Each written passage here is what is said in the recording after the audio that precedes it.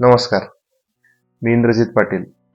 आज 26 नोव्हेंबर, आपल्या तात्यांचा वाढदिवस. तात्यांचं दमदार नेतृत्व हे त्यांच्या भाषणातून व त्यांच्या कामातून आपण पाहिलंच असेल. पण त्यांचे कष्ट, त्यांची जिद्द, सामान्य माणूस ते आमदार होण्यापर्यंतचा प्रवास आज मला तुम्हाला सांगावंसं वाटतंय.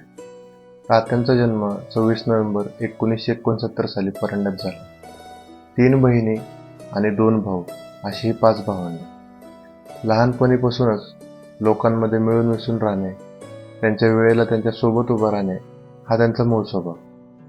वर्ष होते 1987. माझे आजोबा म्हणजेच रावसाहेब पाटील यांचं निधन झालं. तात्यांचं वय अवघे 19 वर्ष तर नानांचं वय 17 वर्ष. एवढ्या लहान वयात संपूर्ण कुटुंबाची जबाबदारी या 2 भावंडांवर आली होती. आजही आजीला ते दिवस कसे होते विचारलं तर तिचे डोळे पाणवतात.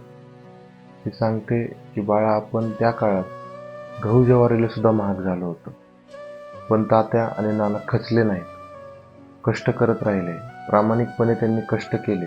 त्यांच्या दोघांच्या डोक्यात एकच गोष्ट होती की ही वेळ, हा काळ आपल्याला बदलायचा आहे. कारण आपण जर आता खचलो तर आपल्या आईकडे, आपल्या बहिणीकडे कोण लक्ष देईल हा विचार त्यांच्या डोक्यात होता. मग तात्यांनी शेती करायला सुरुवात केली.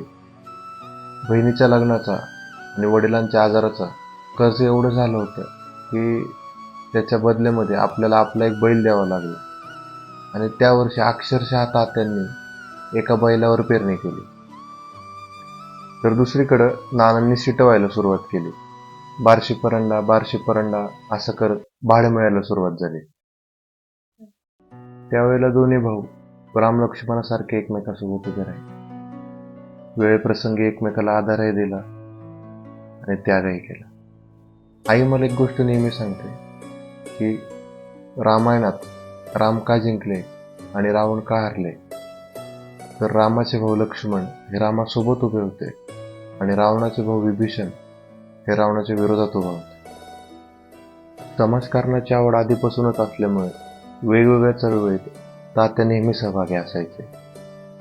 आणि असंच करत मराठा महासंघाचे तालुका अध्यक्ष म्हणून त्यांनी त्यांच्या समाजकार्यास सुरुवात केली.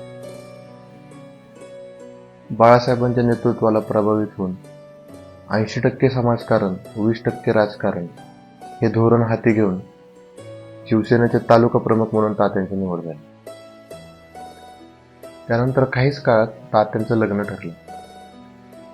भाग्यश्रीच्या भाग्य पावलाने तात्या बिनविरोध नगरसेवक म्हणून निवडून आले.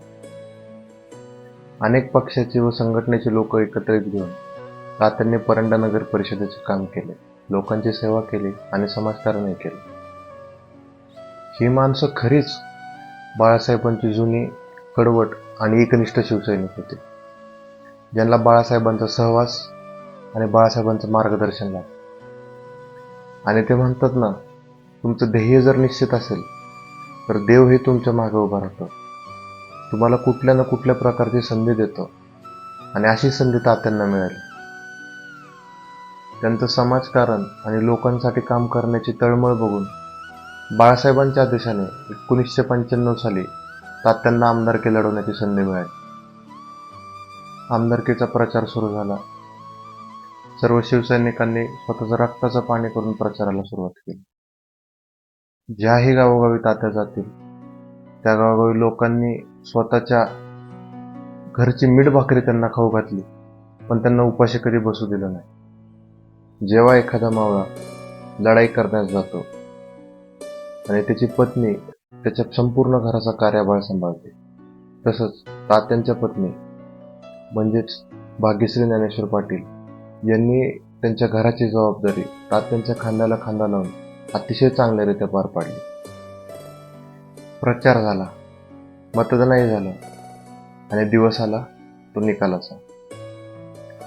सकाळचे सुमारे 9-10 वाजले असतील आणि निकाल लागला. आपले तात्या वयाच्या 26व्या वर्षी आमदार झाले.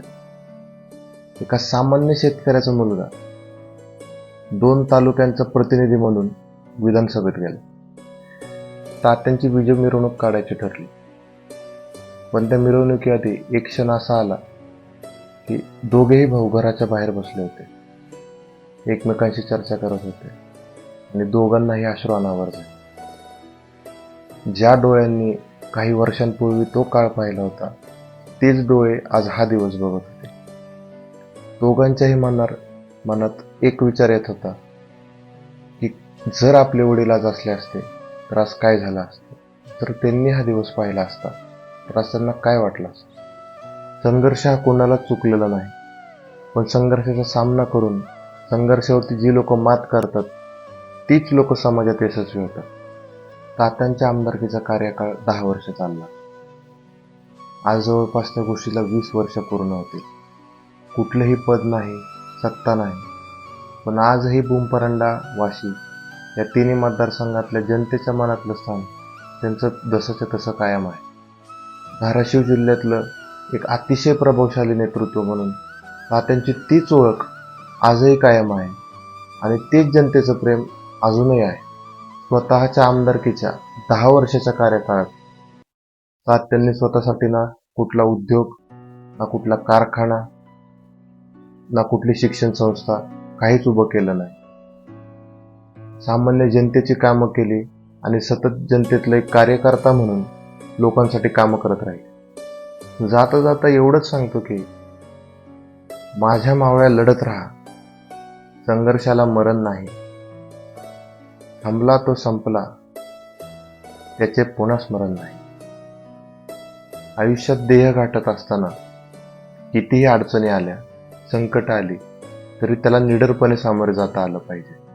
कारण इतिहास हा लढणाऱ्यांचा लिहिला जातो, मैदान सोडून पळून जाणाऱ्यांचा नाही. जय हिंद, जय महाराष्ट्र.